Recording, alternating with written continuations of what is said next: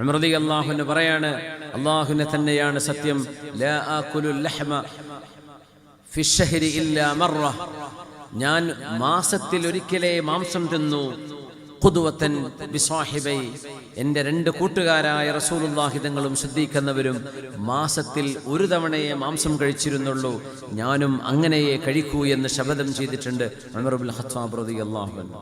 മാസത്തിൽ ഒരു ദിവസം മാംസം കഴിക്കാൻ നടക്കൂലല്ലേ? എത്ര കല്യാണം ഉണ്ടാവും ഒരു മാസം തന്നെ? അപ്പൊ ഉള്ളത് മുഴുവൻ നമുക്ക് കഴിക്കണം നിർബന്ധമൊന്നുമില്ല. നമ്മൾ കഴിക്കാതെ വേറെ വിശക്കുന്നോ കഴിച്ചു പോയിക്കോട്ടെ, ആവശ്യത്തിന് കഴിച്ചാൽ പോരെ.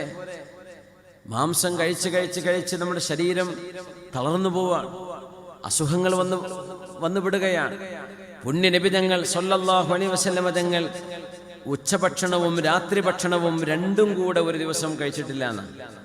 രണ്ട് മെയിൻ കോഴ്സ് ഭക്ഷണം, മുഴുവനായി വലിയ ഒരു ഭക്ഷണം നമ്മൾ ഉച്ച കഴിക്കുന്നു, അതുപോലെ രാത്രിയും കഴിക്കുന്നു. ഹത്താ ലഹഖ ബില്ലാഹ്. ഹഫ്സ ബീവിയോട് ചോദിക്കുകയാണ്, ഹഫ്സ ബീവി, നീ റസൂലുള്ളാഹിന്റെ കൂടെ ജീവിച്ച മോളല്ലേ മോളെ? റസൂലുള്ളാഹിന്റെ വീട്ടിലല്ലേ നീ ജീവിച്ചത്? നിന്റെ ഭർത്താവ് എൻ്റെ ഹബീബായ റസൂലുള്ളാഹി തങ്ങൾ ഹൽ ജമഅ ബൈന അശാഇൻ വഗദാ ഹത്താ ലഹഖ ബില്ലാഹ്.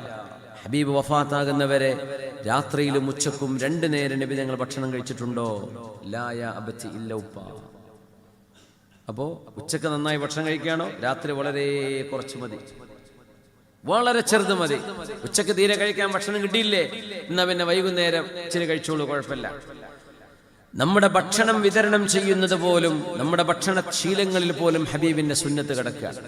ഞാൻ പറഞ്ഞത് 2 കിൻഡലും 3 കിൻഡലും ഒക്കെ ഇറച്ചി വാരി കൊടുക്കുന്നു എന്ന് മേന്മ പറയുന്നത് നമ്മൾ ചിന്തിക്കണം.